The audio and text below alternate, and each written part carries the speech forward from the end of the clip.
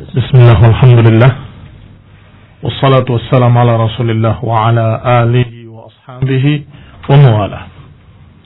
Amma ba'd, kaum muslimin pendengar Radio Indah Siar yang kami hormati, kita akan membaca untayan nasihat indah dari Imam Nawawi rahimahullahu ta'ala. Imam Nawawi yang bernama Yahya ibn Sharaf ibn Murri ibn Hasan rahimahullah wa ghafarallahu lahu wa liwalidayh, yang dilahirkan di daerah yang bernama Nawa sehingga dijuluki dengan An-Nawawi, nisbah kepada daerah Nawa, yaitu lahir pada tahun 631 Hijriah rahimahullahu ta'ala wa ghafarallahu lahu wa liwalidayh. Beliau mengawali kitabnya Riyadhus Shalihin, kitab yang ma'ruf, masyhur, dikenal oleh seluruh kaum muslimin. Mengawalinya dengan muqaddimah.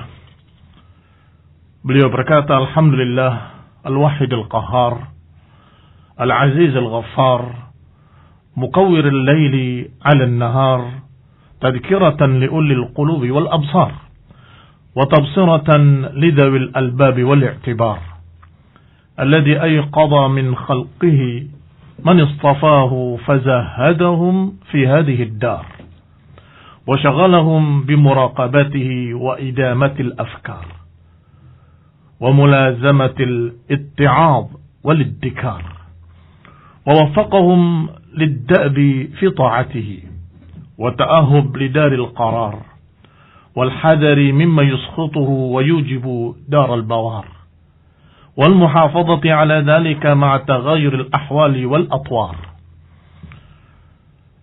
Imam Nawawi rahimahullah memulai kitabnya dengan puji-pujian pada Allah Subhanahu wa taala, yang kalau kita terjemahkan, beliau mengatakan segala puji bagi Allah yang Maha Esa lagi Maha Tinggi, yang Maha Mulia lagi Maha Pengampun, yang mempergilirkan antara malam dengan siang sebagai peringatan bagi mereka-mereka yang memiliki hati dan pandangan, dan sebagai penjelasan bagi mereka-mereka yang memiliki akal dan pemahaman, yang membangkitkan dari makhluknya orang-orang pilihannya.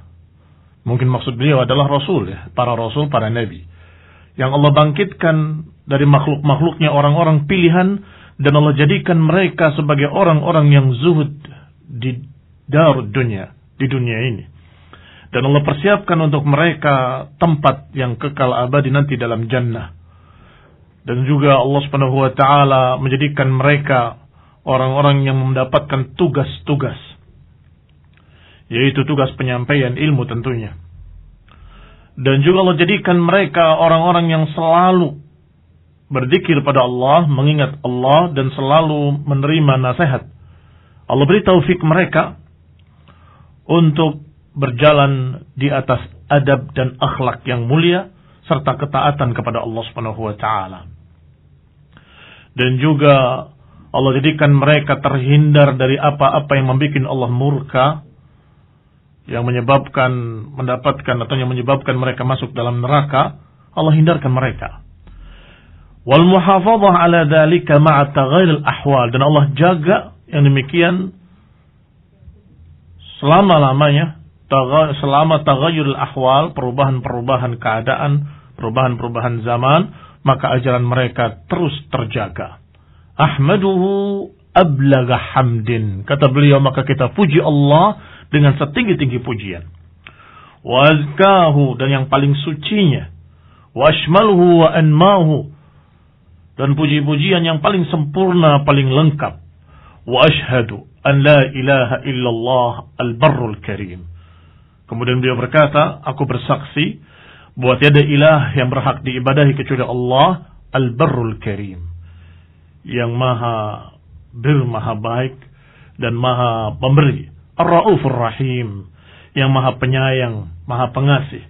Wa ashhadu anna Muhammadan abduhu wa rasuluh, dan juga aku bersaksi bahwa Muhammad bin Abdullah bin Abdul Muttalib sallallahu alaihi wa ala alihi wasallam, kata beliau, aku bersaksi beliau adalah hamba Allah dan Rasulnya, habibuhu wa khaliluh, kekasihnya kecintaannya. Al-hadi ila siratim mustaqim, yang membimbing ke jalan yang lurus. Wad-da'i ila dinin qawim, yang membimbing dan mengajak kepada jalan yang lurus, agama yang lurus.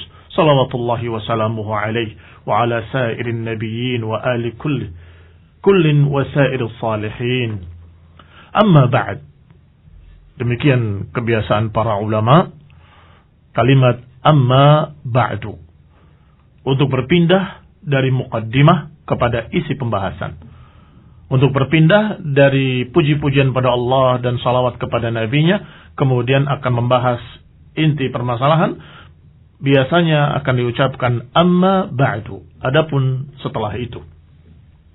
Faqad qala Allah Ta'ala, sesungguhnya Allah telah berfirman, wa ma khalaqtul jinna wal insa illa liya'budun wa ma uridu minhum min rizqin wa ma uridu an yut'imun. Kata Allah, tidaklah aku ciptakan jin dan manusia kecuali agar mereka beribadah kepadaku. Aku tidak menginginkan dari mereka rizki, dan aku tidak ingin mereka memberi makan aku. Wa hadha tasrihun bi annahum khuliqu lil ibadah. Imam An-Nawawi rahimahullah setelah membawakan ayat ini, beliau berkata, hadha tasrihun. Ayat ini menunjukkan penegasan bahwa makhluk-makhluk ini, manusia dan jin, tidak diciptakan kecuali untuk beribadah. Kita semua, manusia dan jin-jin, tidak diciptakan kecuali agar diperintah untuk ibadah. Tidak ada tugas yang lain kecuali beribadah kepada Allah Subhanahu wa taala. Fahaqqa 'alaihimul i'tina bima khuliqu lahu wal i'radu 'an hududid dunya bizahadah. Selanjutnya kata An-Nawawi rahimahullah, maka semestinya mereka para hamba, para makhluk yang bernama manusia dan jin ini semestinya memperhatikan apa tujuan mereka diciptakan dan berpaling dari urusan-urusan yang sifatnya duniawi. Ini dengan zuhud. Berpaling maknanya dalam keadaan lebih mementingkan apa yang mereka diciptakan untuknya, yaitu ibadah. فَإِنَّهَا دَارُ نَفَادٍ لَا مَحَلَّ إِخْلَادٍ. Karena dunia ini adalah daru nafad, tempat yang akan habis atau tempat yang akan sirna. La mahallu ikhladin, bukan tempat kekekalan. Dunia ini bukan tempat yang kekal, tempat yang sementara. Qala rahimahullah, berkata beliau rahimahullah, markabu uburin la manzil hubur. Dunia ini hanya jembatan untuk dilewati, bukan tempat untuk ditinggali selama-lamanya. Wa mashra'un fisamin la mautinu dawam. Dunia ini adalah mashra'un fisam, tempat yang mesti akan kita tinggal, tempat yang akan terpisah dari kita. La mautinu dawam, bukan tempat yang terus-menerus di dalamnya. Falihada kanal ayqadu min ahliha humul ubbad. Maka kata beliau rahimahullahu ta'ala, orang yang paling sadar terhadap perkara ini dari penduduk bumi ini, humul ubbad, adalah orang-orang yang ahli ibadah. Itu orang yang paling sadar. Shadaqa rahimahullah. Sungguh benar beliau Imam Nawawi rahimahullah. Yang paling sadar adalah mereka ahli ibadah. Karena mereka tahu dunia ini sementara, maka mereka jadikan dunia ini hanya fasilitas kehidupannya untuk beribadah pada Allah. Masya Allah. Dengan ucapan Imam Nawawi ini terjawab sudah pertanyaan-pertanyaan yang membingungkan, yang biasanya disebut dengan lingkaran setan. Kita hidup untuk makan, apa makan untuk hidup? Kenapa dikatakan oleh mereka masyarakat lingkaran setan? Karena pertanyaan itu berputar terus. Makan untuk hidup. Hidupnya untuk apa? Hidupnya untuk makan. Untuk kerja, cari makan. Cari makannya untuk apa? Cari makan supaya kita hidup. Hidupnya untuk apa? Hidupnya untuk kita bekerja, mencari makan, mencari maisha. Enggak selesai-selesai. Ternyata bukan seperti itu. Terjawab sudah di sini. Dengan kalimat Allah Subhanahu wa taala, "Wa ma khalaqtul jinna wal insa illa liya'budun." Tidaklah aku ciptakan jin dan manusia kecuali untuk beribadah kepadaku. Berarti tujuan hidup adalah ibadah.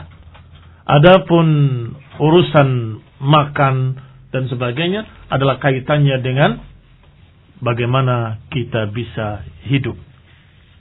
Kita perlu sandang, pangan, papan.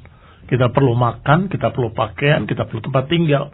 Maka sekedarnya saja. Tapi tujuan utama bukan itu. Tujuan utama adalah ibadah kepada Allah Subhanahu wa taala. Saya ulangi ucapan An-Nawawi rahimahullah, "Kanal ayqadhu min ahliha humul 'ubbad." Bahwa yang paling sadar terhadap keadaan kita di dunia ini adalah ahli ibadah. Karena mereka memikirkan tentang kekekalan abadi nanti yaumul qiyamah, sehingga mereka beribadah kepada Allah Subhanahu wa taala. Karena tahu tujuan hidupnya yaitu ibadah. Wa aqalun nas fiha humuz zuhad. Yang paling cerdas, masih kata beliau rahimahullah, yang paling cerdas di antara manusia adalah az-zuhad, orang yang zuhud. Makna zuhud tentunya sudah kita sebutkan tadi, adalah lebih mementingkan akhirat daripada dunia. Lebih mementingkan tujuan hidupnya yaitu ibadah daripada urusan dunianya.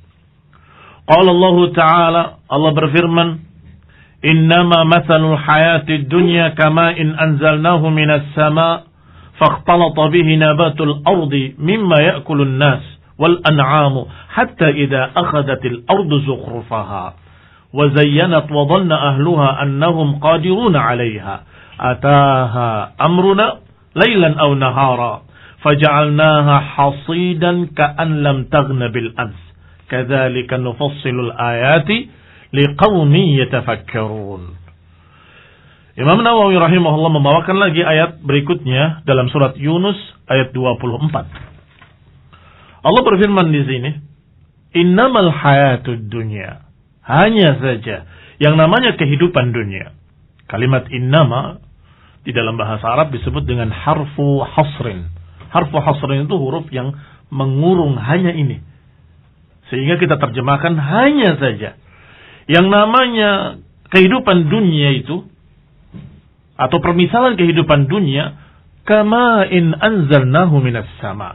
Seperti air yang turun dari langit, kemudian bercampur dengan tumbuh-tumbuhan di muka bumi. Kemudian jadilah mereka tumbuh-tumbuhan yang dimakan oleh manusia dan binatang-binatang ternak. Sampai idza akhadatil ardu zukhrufaha, hingga ketika bumi sudah hijau, sudah banyak tumbuh-tumbuhan, pohon-pohonan, wa zayyanat, dan sudah semakin indah, wa dhanna ahluha annahum qadiruna 'alaiha, ketika penduduknya mengira bahwa mereka sudah mampu untuk mengambilnya dan memanennya, tiba-tiba datang perintah Allah Subhanahu wa taala malam atau siang, kemudian Allah jadikan hasidan ka'an lam taghna bil ams. Allah jadikan semuanya sirna, hancur, seakan-akan enggak pernah ada kemarin. Seakan-akan enggak pernah ada tumbuh-tumbuhan itu kemarin. Kadzalika nufassilul ayati liqaumin yatafakkarun. Demikian Allah permisalkan untuk mereka para hamba agar mereka bisa berfikir, agar mereka mau berfikir. Berapa umurnya pohon-pohonan? Kamu lihat tumbuh bagus, indah, tiba-tiba menguning kemudian mati. Itu kehidupan dunia. Sebentar. Seperti pohon-pohon yang tumbuh ketika disiram hujan, kemudian semakin besar, tiba-tiba menguning, layu, dan mati. Jadi humus, jadi tanah kembali. Demikian pula manusia, barakallahu fikum, sama seperti itu kata Allah Subhanahu wa taala. Wal ayat fi hadzal ma'na katsirah. Ayat-ayat dalam Al-Qur'an, kata Imam Nawawi rahimahullah, yang seperti ini banyak sekali. Bukan hanya ini.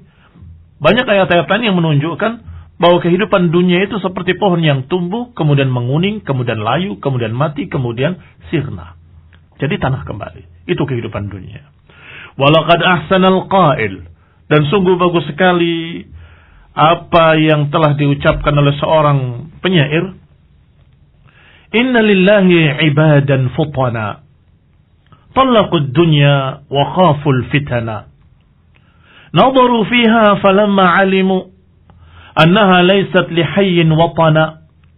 Ja'aluha lujjatan wattakhadhu salihal a'mali fiha sufuna. Katanya, inna lillahi ibadan. Sesungguhnya Allah memiliki hamba-hamba yang futana, hamba-hamba yang cerdas.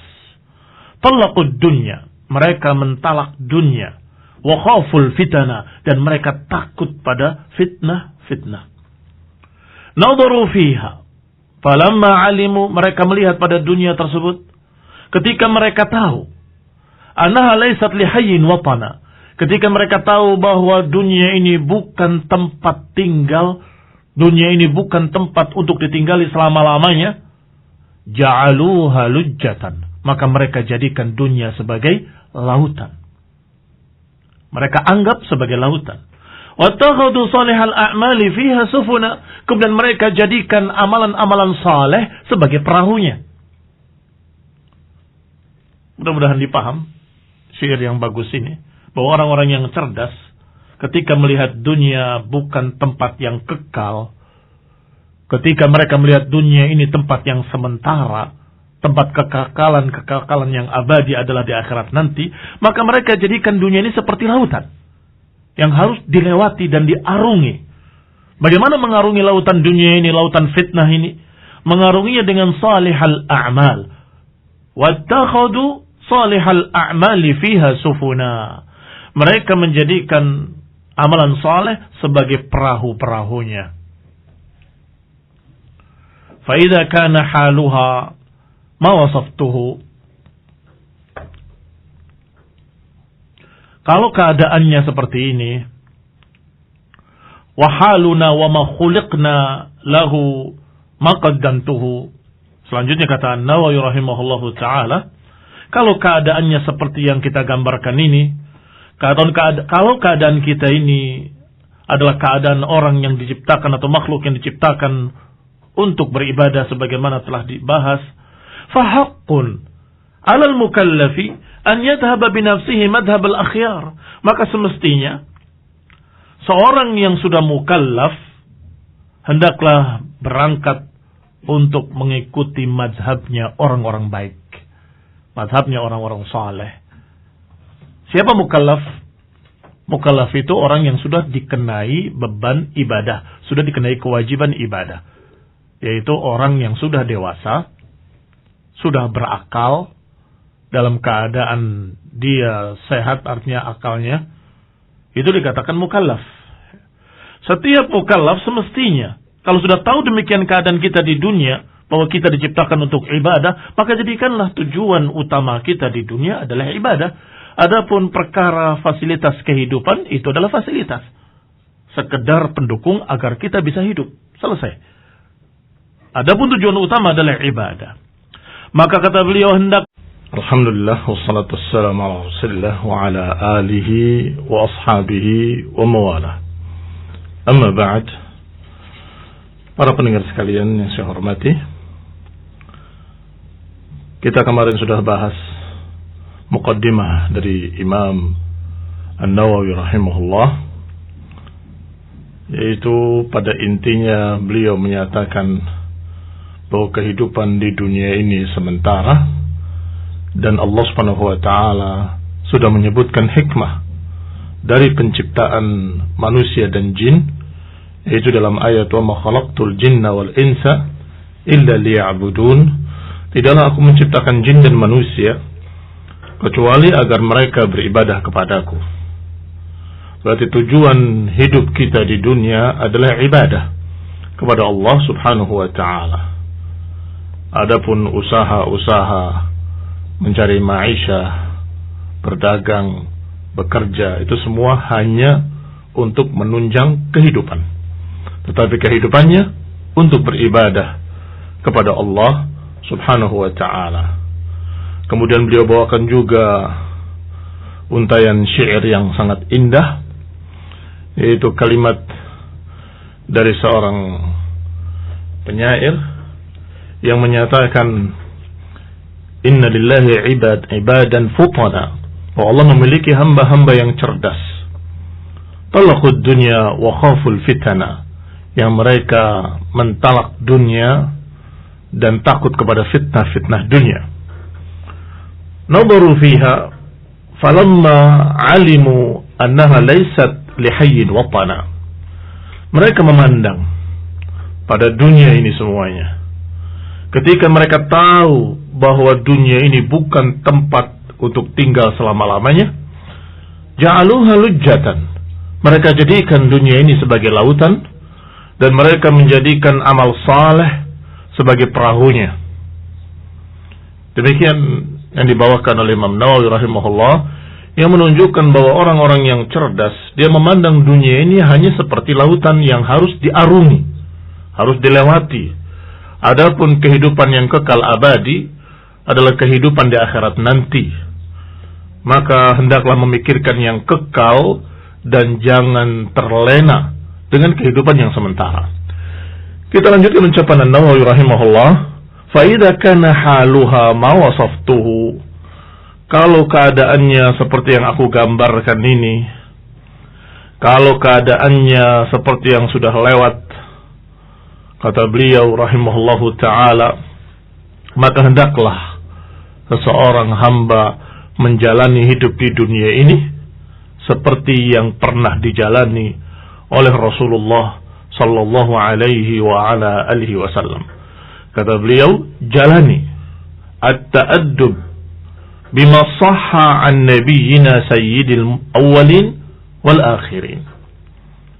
Hendaklah beradab, berakhlak dengan apa yang telah sahih riwayatnya dari hadis-hadis Nabi sayyidil awwalin wal akhirin sallallahu alaihi wa ala alihi wasallam. Kemudian beliau bawakan pembahasan berikutnya di dalam muqaddimah. Kata beliau, dan Allah sudah berfirman, wa ta'awanu 'alal birri wat taqwa. Hendaklah kalian saling bantu-membantu dalam kebaikan dan ketakwaan. Surat Al-Maidah ayat 2. Wa qad sahha 'an Rasulillah, dan telah sahih pula dari Rasulullah sallallahu alaihi wasallam hadis, wallahu fi 'aunil 'abdi ma kana al-'abdu fi 'auni akhihi. Allah akan selalu menolong hambanya selama hamba itu menolong saudaranya. Juga hadis yang sahih dari ucapan Rasulullah SAW, man dalla ala khairin falahu mithlu ajri fa'ilihi. Siapa yang menunjukkan ke jalan kebaikan, maka dia mendapatkan pahala seperti pahala pelakunya. Dan juga hadis Nabi SAW, man da'a ila huda kana lahu minal ajri mislu ujuri man tabi'ahu la yanqusu dzalika min ujurihim syai'a. Siapa yang mengajak kepada petunjuk, kepada jalan yang lurus, maka dia akan mendapatkan pahala seperti pahala mereka yang mengikutinya, tidak berkurang sedikit pun dari pahala mereka. Artinya siapa yang mengajak, menunjukkan ke jalan yang lurus, maka dia mendapatkan pahala seperti pahala orang-orang yang mengikutinya semuanya, sedangkan orang yang mengikutinya tidak dikurangi pahalanya. Hadis-hadis yang sahih yang dibawakan oleh An-Nawawi rahimahullah, yang pertama dan kedua riwayat Muslim, dan yang ketiga disebutkan dalam hadis Bukhari rahimahumullahu ajma'in. Mengapa beliau membawakan ayat dan hadis-hadis ini? Ayat wa ta'awanu 'alal birri wat taqwa, ayat yang menyuruh kita untuk membantu dalam kebaikan dan ketakwaan. Kemudian membawakan hadis tentang menolong saudaranya. Allah akan selalu menolong hambanya selama hamba itu menolong saudaranya. Hadis tentang siapa yang menunjukkan pada kebaikan akan mendapatkan pahala seperti orang yang mengerjakan kebaikan tersebut. Siapa yang mengajak berdakwah kepada kebaikan, dia juga akan mendapatkan pahala orang yang mengikutinya, dan seterusnya. Karena beliau rahimahullahu ta'ala ingin membantu. Siapa yang ingin berjalan di jalan kebaikan ini, siapa yang ingin menghidupi dunia ini dengan ibadah kepada Allah, maka jalani jalan sunnah Rasul. Jalani jalan Rasulullah SAW, jalan sunnahnya, bimbingannya, akhlaknya, kita ikuti. Nah, beliau ingin membantu. Kata beliau, dan aku ingin membantu. Fara'aitu anna ajma'a mukhtasaran minal ahadits sahihah. Maka aku melihat, aku memandang perlunya aku kumpulkan hadis-hadis khusus untuk membimbing umat ini agar berjalan di dunia dengan adab Rasul, dengan akhlak Rasul, dengan perangai Rasul, dengan benar-benar jalan yang ditelusuri oleh Rasulullah sallallahu alaihi wa ala alihi wasallam. Terakhir beliau bawakan juga annahu qala li Ali, bahwa Nabi pernah berkata kepada Ali bin Abi Thalib radhiyallahu taala anhu, "Wallahi la an yahdi Allahu bika rajulan wahidan khairun laka min humrin na'am." Sungguh demi Allah, jika engkau atau jika seseorang masuk Islam karena sebab engkau, maka niscaya engkau akan mendapatkan pahala yang sangat besar seperti atau lebih dari unta merah.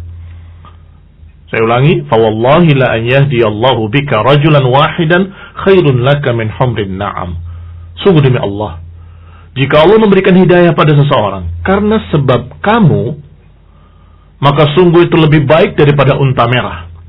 Sedangkan unta merah di zaman itu, di zaman Rasulullah SAW, dalam keadaan merupakan harta benda yang paling mahal, paling dicari oleh mereka, mewah, dan tidak ada di atasnya. Maka kalau engkau menyebabkan seseorang dapat hidayah, engkau mendapatkan kebaikan pahala yang lebih dari unta merah. Maka kata Imam Nawawi rahimahullah dalam muqaddimahnya, aku berusaha untuk mengumpulkan mukhtasaran secara ringkas hadis-hadis yang sahih, mustamilan ala ma yakunu tariqan li sahibihi, yang terkandung di dalamnya apa-apa yang menunjukkan jalan bagi pembacanya untuk menuju akhirat. Wa muhassilan li adabihi al-batinah wadh-dhahirah, dan juga hadis-hadis yang mengandung adab-adab Rasul alaihi salatu wassalam yang lahir dan batin. Jami'an litarghib wa tarhib, yang mengumpulkan targhib wa tarhib. Targhib itu pemberi semangat, tarhib menakut-nakuti dari adab. Artinya jami'an litarghib wa tarhib, bahwa aku akan kumpulkan hadis-hadis dalam kitabku ini untuk membantu mereka-mereka yang ingin menjalani jalan Rasul, yang terkandung di dalamnya at-targhib, dorongan agar kita beramal saleh, dan tarhib, yaitu menakut-nakuti hati kita agar kita enggak berani berbuat dosa. Wasairi anwa'i adabis salikin, dan juga semua bermacam-macam adab-adab salikin, orang-orang yang ingin menjalani jalan yang lurus ini. Min ahadits zuhud, seperti hadis-hadis zuhud, wa riyadatin nufus, pembinaan hati, wa tahzibil akhlaq, pembinaan akhlak, wa taharatil qulub wa ilajiha, dan juga pembersih hati, pengobat hati, wa siyanatul jawarih, yang menjaga anggota badan, wa izalat i'wijajiha, dan menghilangkan segala kebengkokan-kebengkokan, wa ghairi dzalik, dan lain-lainnya min maqasidil arifin, dan lain-lainnya dari tujuan-tujuan para arifin. Wa altazimu fihi, dan aku berupaya untuk memegang, masih kata penulis, an la adkur illa hadisan sahihan. Aku berprinsip untuk tidak memasukkan dalam kitabku kecuali hadis yang sahih, minal wadihat, hadis-hadis yang jelas, mudhafan ilal kutubis sahihah al-masyhurat, yang aku idhafahkan, aku sandarkan pada kitab-kitab yang masyhur dari kitab-kitab sahih. Wa usaddir al-abwab minal Qur'anil aziz bi ayatin karimat, dan aku mulai di awal-awal bab, aku mulai dengan ayat Al-Qur'an dan juga dengan ayat-ayat yang mulia. Wa washiha ma yahtaju ila dhabti aw syarhi ma'nan khafiya binafais minan tanbihat, dan juga aku lengkapi pula apa yang dibutuhkan seperti penjelasan makna atau syarah, atau syarah itu artinya penjelasan juga, dan berbagai macam ta'liq, komentar-komentar, peringatan-peringatan untuk menjelaskan apa yang aku bawakan. Wa idza qultu fi akhir hadis, maka kalau aku katakan di akhir hadis muttafaqun alaih, maknanya diriwayatkan oleh Bukhari dan Muslim secara sepakat. Wa arju in tamma hadzal kitab an yakuna sa'iqan lil mu'tani bihi ila al khairat. Aku berharap kalau sudah sempurna kitab ini akan menjadi pembimbing yang menuntun orang-orang yang ingin menjalani kebaikan. Hajizan lahu an anwa'il qaba'ih. Mudah-mudahan bisa menjadi penghalang dari berbagai macam kejelekan-kejelekan al-muhlikat dan yang membinasakan. Wa ana sa'ilun akhan intafa'a bi syai'in minhu an yad'u wali, dan aku meminta kepada pembaca sekalian yang memanfaatkan kitabku, yang membawa atau mengambil kebaikan dari kitabku, aku meminta kepadanya agar mendoakan aku, kata beliau rahimahullahu ta'ala, wa ghafara lahu wa ghafara liwalidayhi. Kata beliau berkata, doakan aku, wali walidayya, dan juga kedua orang tuaku, wa masyayikhi, dan juga syekh-syekhku, wa sairi ahbabina, dan semua orang-orang yang aku cintai. Maka kita doakan Allahumma ighfir lahu warhamhu wali walidayhi wa masyayikhihi wa ahbabihi, dan juga muslimina ajma'in, dan kita doakan pula seluruh kaum muslimin, semoga memberikan rahmat pada seluruh kaum muslimin. Wa 'ala Allahil karim i'timadi, dan kepada Allah lah aku menyandarkan diri, dan kepadanya aku serahkan diriku. Wa hasbiyallahu wa ni'mal wakil, dan cukup bagiku Allah sebagai tempat aku bertawakal dan bergantung kepadanya. Wala haula wala quwwata illa billahil azizil hakim.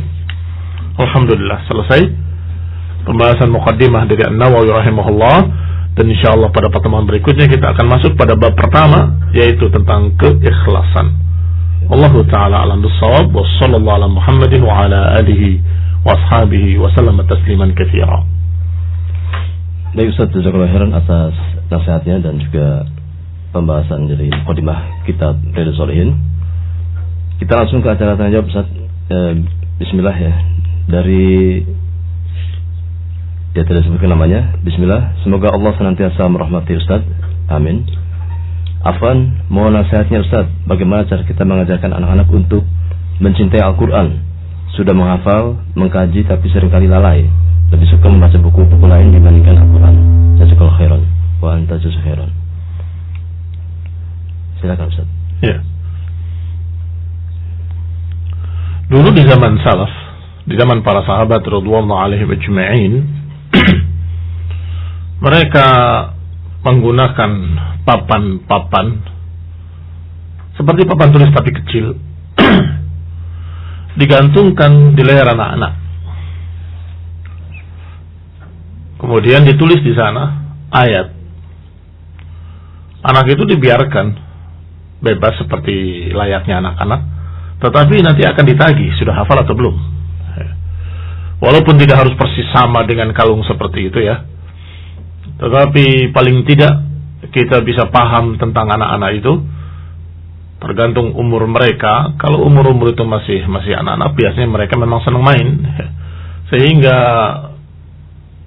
cukup dengan diberi 1-2 ayat untuk mereka menghafal, dan kemudian mereka dibiarkan dalam keadaan seperti layaknya anak-anak. Tetapi ada satu waktu, ada satu tugas yang mereka kerjakan. Tidak mengapa untuk memberikan targhib, iming-iming sesuatu. Kalau engkau hafal engkau akan diberikan ini, kalau engkau hafal engkau akan diberikan hadiah ini dan itu. Tidak mengapa untuk demikian, sebagai penyemangat anak-anak. Wallahu ta'ala a'lam. Baik Ustaz, berikutnya dari Abu Jafid.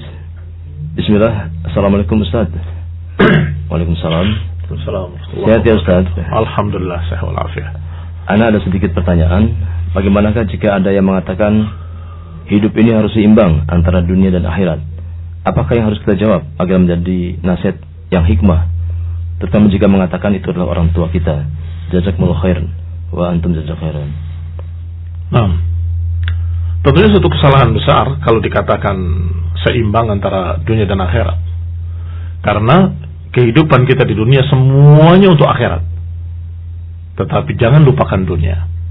Demikian bahasa yang ada dalam Al-Quran ketika Allah Subhanahu wa taala menyatakan wabtaghi fima ataqallahu daral akhirah wa la tansa nasibaka minad dunya.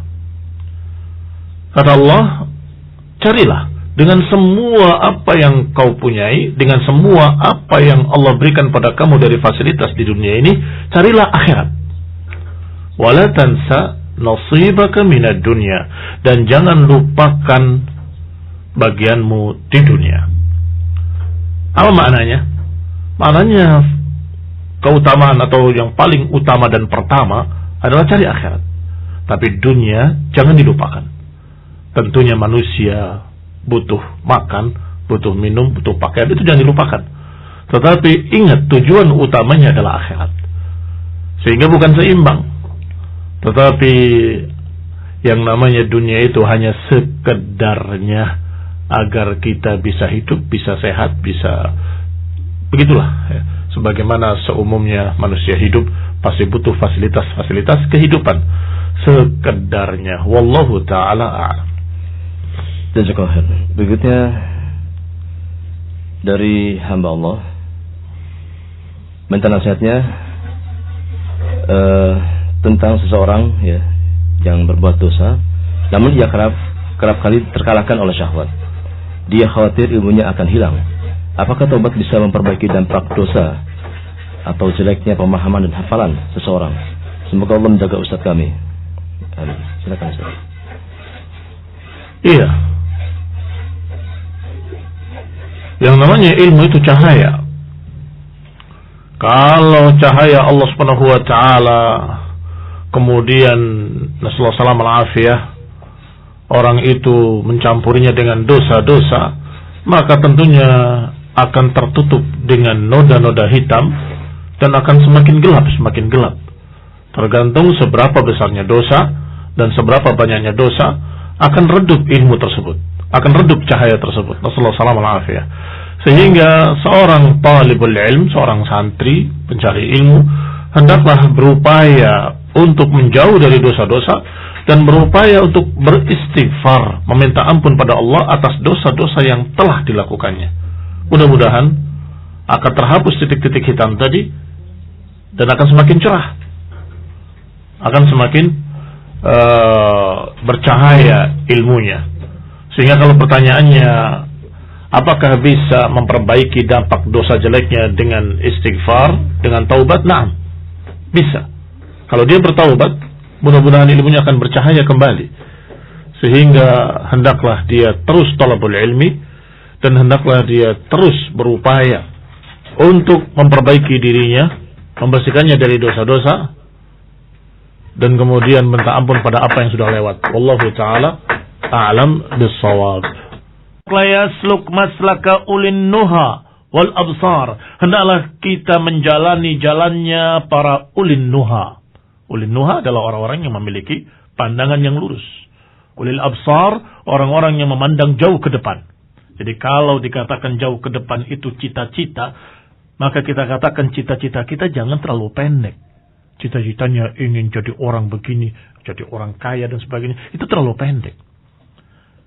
Kalau dikatakan gantungkan setinggi-tingginya cita-cita kita, mestinya cita-cita kita adalah yang lebih jauh dari itu semua, yaitu akhirat.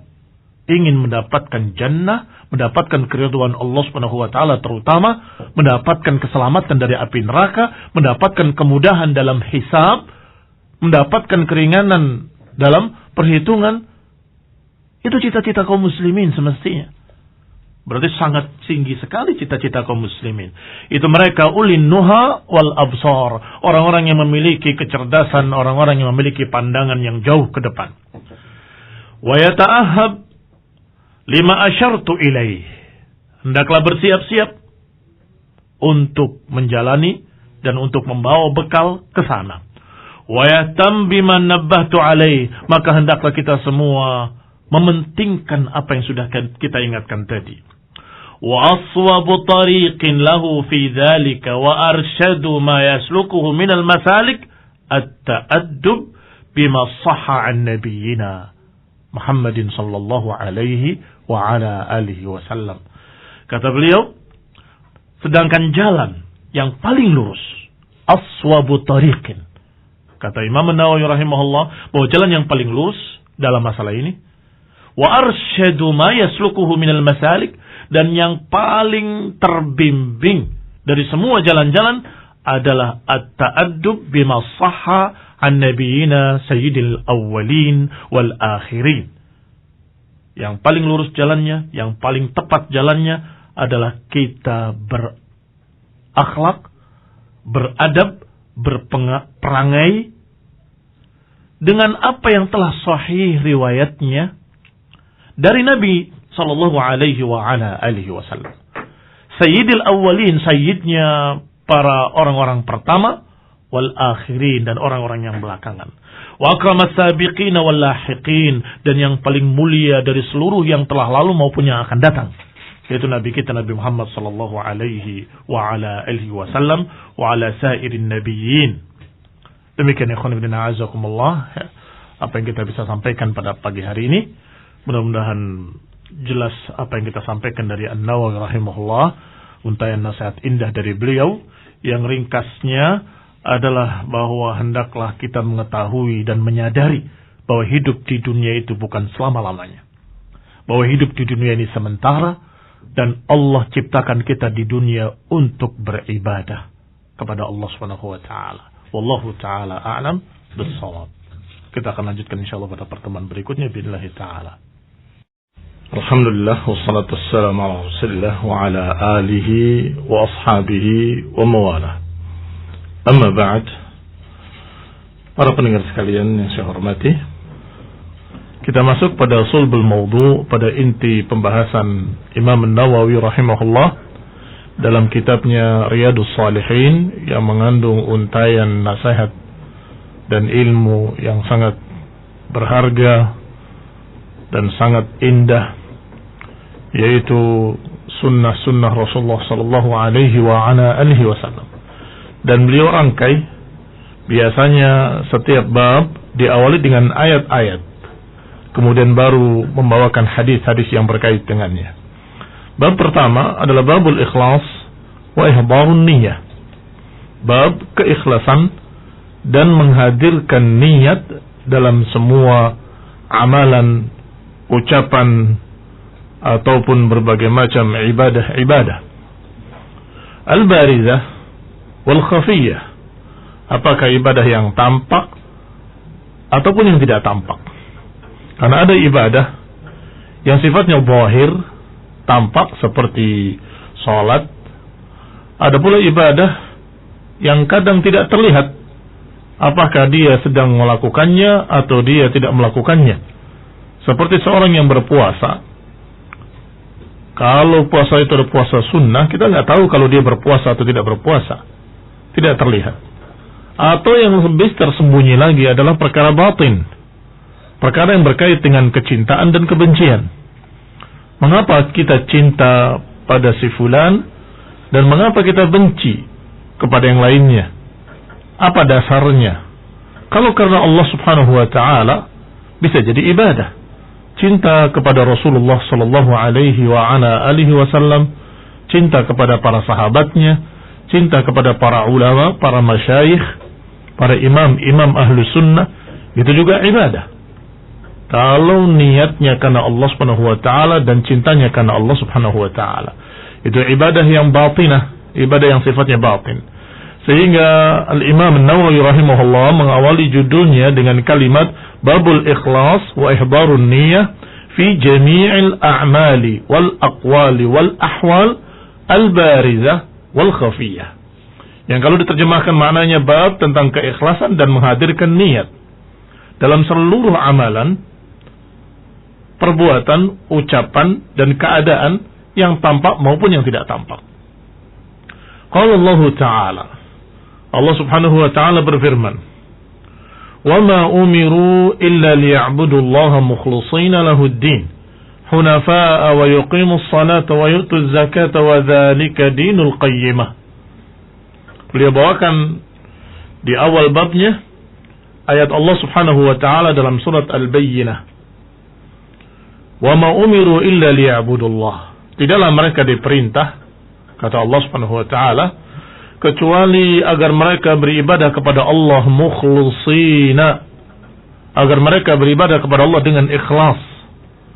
Bagi Allah lah agama ini seluruhnya.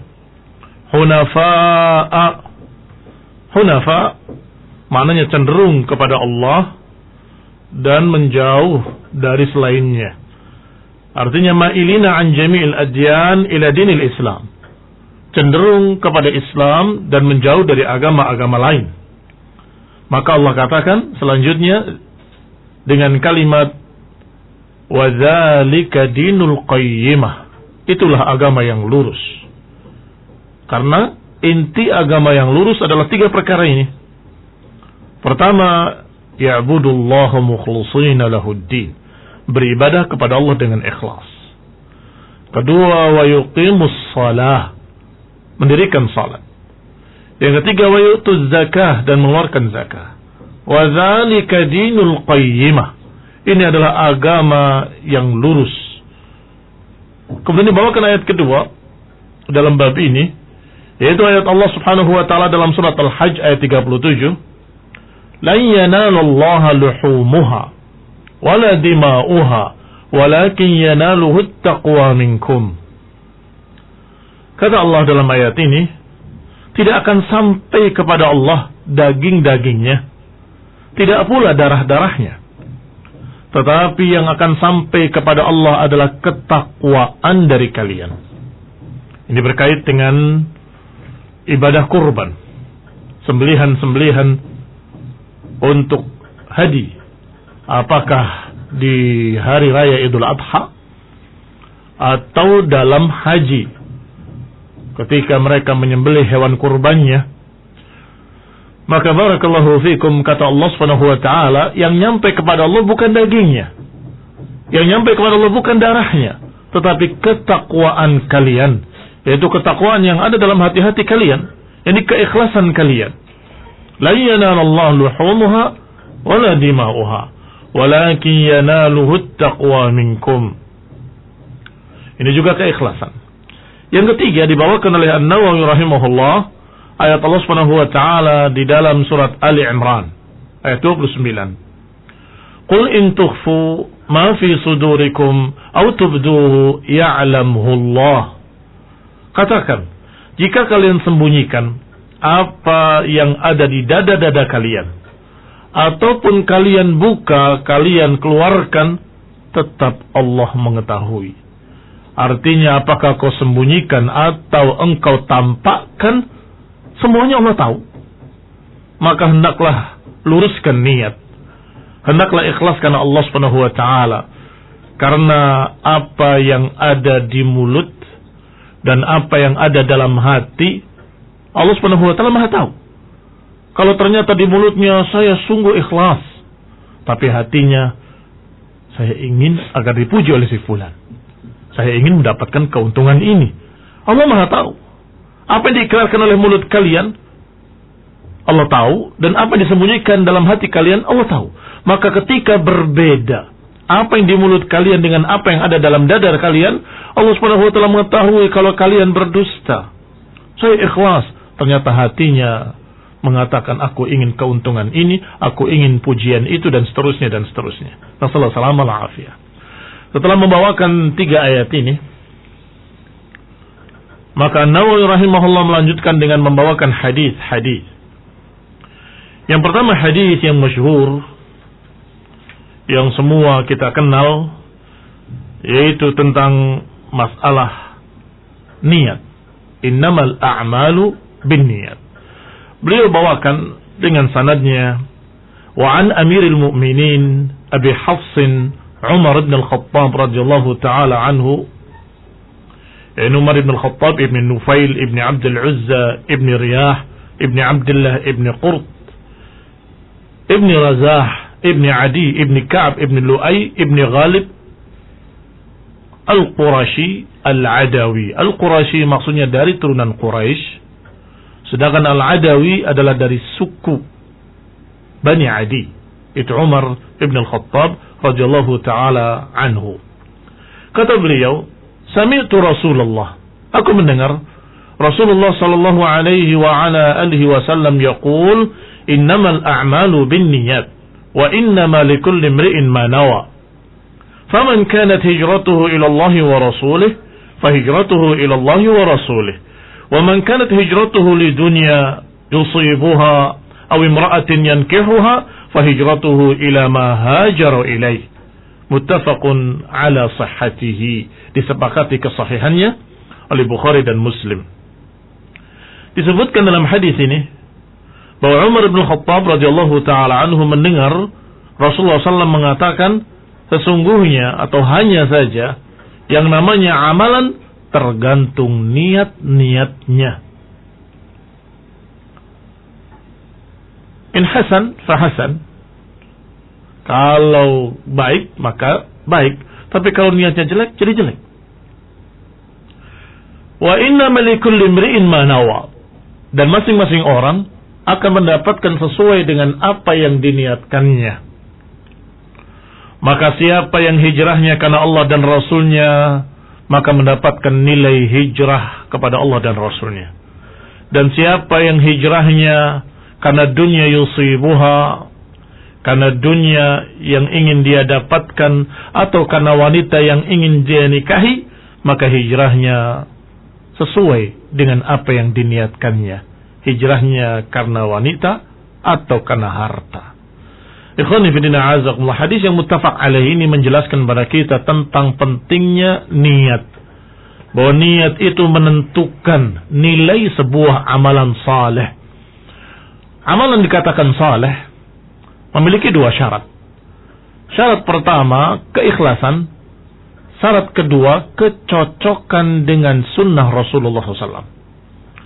Maka ketika dua syarat ini terpenuhi, maka amalan itu dikatakan saleh. Amalan yang baik, amalan yang Masya Allah, ibadah yang diterima oleh Allah Subhanahu wa ta'ala.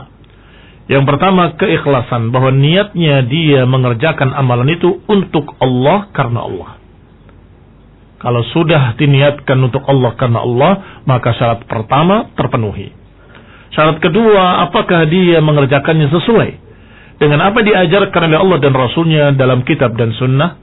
Kalau sesuai dengan kitab dan sunnah, berarti syarat kedua terpenuhi. Maka barakallahu fikum, Rasulullah SAW menyatakan dengan kalimat yang simpel tetapi bermakna luas, yaitu kalimat innamal a'malu binniyat. Sesungguhnya amalan-amalan itu tergantung pada niatnya. Ikhwani fillah azakumullah, para pendengar yang saya hormati, bahwa niat dibahas dalam dua bab atau dalam dua bidang ilmu. Dibahas di dalam tauhid, aqidah, dan dibahas pula dalam fiqih. Mengapa demikian? Dibahas di dalam aqidah, di dalam tauhid, dalam pelajaran atau dalam bidang ilmu aqidah, karena yang namanya niat itu, barakallahu fikum, urusannya adalah dengan apakah dia beribadah kepada Allah atau beribadah pada yang lain. Sehingga itu berkait dengan tauhid, la ilaha illallah. Kamu beribadah untuk siapa? Untuk Allah. Maka salatmu harus karena Allah, puasamu harus karena Allah, sedekahmu harus karena Allah. Ini akidah. Tetapi ternyata di dalam bidang fikih dibahas pula niat. Mengapa demikian? Karena seseorang ada yang mengerjakan hal yang sama, tetapi berbeda niatnya. Membedakan yang satu dengan yang lainnya dari ibadah-ibadah. Seperti ketika engkau berpuasa, akan ada pertanyaan, niatmu puasa apa? Oh, puasa 6 hari di bulan Syawal. Atau engkau meniatkan untuk mengqadha puasa yang terlewat kemarin ketika sakit. Akan berbeda. Di mana perbedaannya? Puasanya sama persis. Dari mulai terbit fajar sampai terbenam matahari. Maka kita jawab perbedaannya pada niat. Dibahas di mana? Dibahas dalam kitab fiqih. Untuk membedakan satu ibadah dengan ibadah lain. Atau untuk membedakan satu ibadah dengan adat kebiasaan. Misalnya kamu pagi-pagi biasa mandi karena daerah kamu sangat panas sehingga bangun subuh pengennya menyegarkan diri, mandi. Maka kita akan tanya, kamu mandi apa? Ya karena ingin segar saja. Maka itu adalah adat kebiasaan. Tetapi ketika kamu junub di malam hari, pagi harinya kamu mandi, maka harus ada perbedaan. Tetapi kan perbuatannya sama, membasahi tubuhnya dari ujung rambut sampai ujung kaki. Iya, perbuatannya sama persis, membasahi tubuhnya seluruhnya dari mulai ujung rambutnya sampai ujung kakinya. Masya Allah, itu memang syarat sahnya mandi. Tetapi yang berbeda adalah niat. Kamu harus niatkan kalau itu untuk mandi janabat. Sehingga kalau ada seorang yang junub di malam hari, kemudian pagi seperti biasa dia mandi, lupa kalau dia junub, maka belum sah untuk mandi junub. Kamu tadi sudah mandi, sudah. Mandi apa? Ya biasa saya tiap pagi mandi. Kamu katanya tadi malam junub. Astagfirullah. Harus mandi lagi. Mengapa? Karena tanpa niat. Maka akan dikatakan mandi janabah tadi sah kalau kamu niatkan untuk janabah. Barakallahu fikum. Demikian pula pembahasan-pembahasan yang seperti ini semua dibahas dalam fiqih. Tetapi kalau ditujukan untuk siapa, maka ini dibahas dalam tauhid. La ilaha illallah. Bahwa dengan kalimat la ilaha illallah kita tujukan ibadah seluruhnya untuk Allah. Dan kemudian jangan ditujukan pada yang selainnya karena akan menjadi kesyirikan. Karena siapa yang beribadah pada Allah, maka dia bertauhid. Siapa yang beribadah pada selain Allah, berarti dia mengotori ibadahnya dengan kesyirikan. Nasallahu ta'ala a'lam. Nasallahu ta'ala taufiq wal afiyah. Subhanaka wa bihamdika la ilaha illa anta astaghfiruka wa atubu ilaik. Jazakallahu khairan Ustaz atas nasihat dan juga ilmu yang diberikan. Dan kaum muslimin, kita sekarang ke acara tanya jawab. Seperti biasanya nanti 20 menit pertama adalah kita akan mendapatkan tausiah ataupun ilmu dari beliau Al-Ustaz Muhammad bin Umar As-Sawid hafizahullah. Kemudian yang kedua adalah sesi tanya jawab, yakni kita akan mendengarkan pertanyaan Anda dan kemudian akan dijawab oleh beliau insyaallah taala. Baik, yang pertama dari Al-Kaf ya, dari Al-Kaf pertanyaannya, bagaimanakah tobatnya orang yang tidak melakukan puasa Ramadan berkali-kali dan berturut-turut tanpa adanya uzur dalam keadaan mengimani kewajiban menjalankan dan mengimani berdosa apabila tinggalkan? Bagaimana Ustaz? Siapa yang membatalkan puasa Ramadan dengan sengaja tanpa ada sebab, tanpa ada uzur, maka dia mendapatkan dosa. Dan tidak bisa dibayar dengan puasa apapun selama apapun. Maka yang diharuskan adalah untuk beristighfar pada Allah, bertaubat kepadanya, dan silakan memperbanyak ibadah-ibadah sunnah.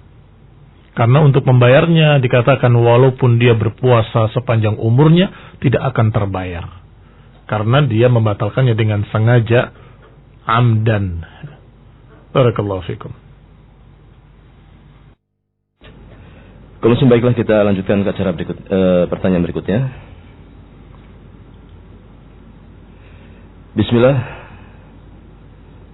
Afwan Ustaz, mau tanya bagaimanakah dulu kita punya hutang ratusan juta, sementara sekarang bangkrut, jatuh miskin, tidak bisa membayar lagi. Seandainya kita mati belum sempat membayar, apakah kita berdosa? Afwan Ustaz, tolong jawabannya. Jazakallahu khairan. Wa anta jazakallahu khairan. Nah, orang yang pailit, bangkrut adalah qadarullah. Itu takdir dari Allah Subhanahu wa taala. Bukan dari keinginan dia, bukan dari rencana dia. Sehingga perkara ini adalah perkara yang memaklumi orang tersebut ketika tidak bisa membayar. Sehingga di sana ada dua perkara yang perlu diketahui.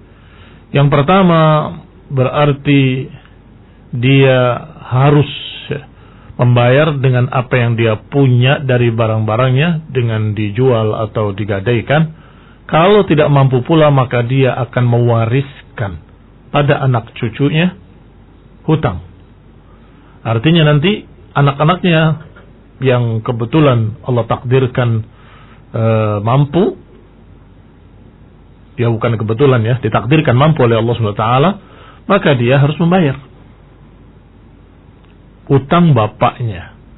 Itu yang pertama. Yang kedua, dari sisi orang yang memiliki piutang, Allah SWT menganjurkan pada mereka yang menghutangi, artinya memiliki piutang, kalau melihat orang yang berhutangnya sudah pailit dan tidak mampu, maka Allah Subhanahu wa taala menganjurkan mereka untuk memakluminya dan mensedekahkannya.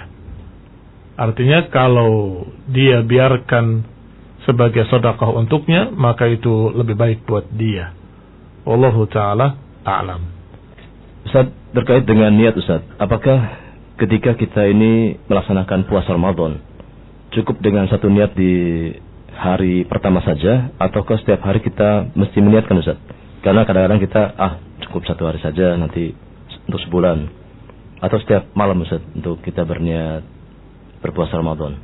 Tabiatun niyah di dalam puasa Ramadan harus setiap malam. Walaupun tidak harus diikrarkan di lidah, tetapi setiap malam kita punya niat untuk puasa esok hari. Dan itu beberapa ulama dan fuqaha menganggapnya suatu keharusan, itu wajib.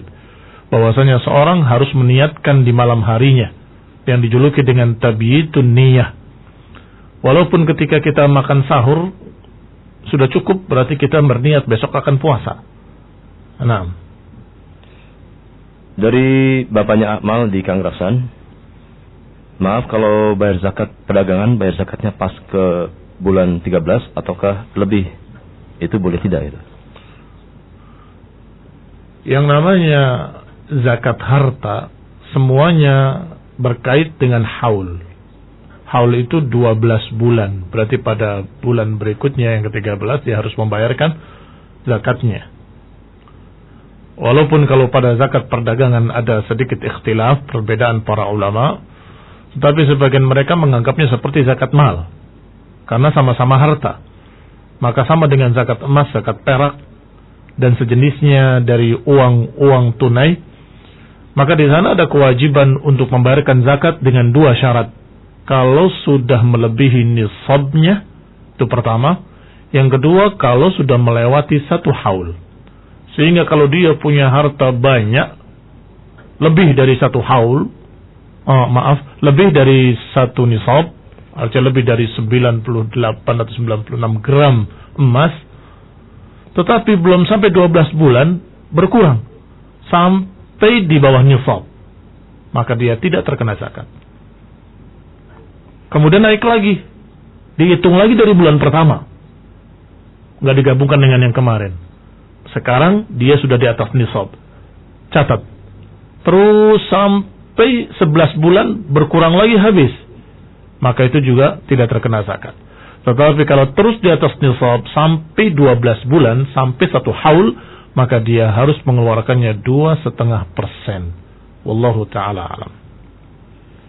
Pertanyaan dari Abdul Goni di Raja Wali. Bismillah.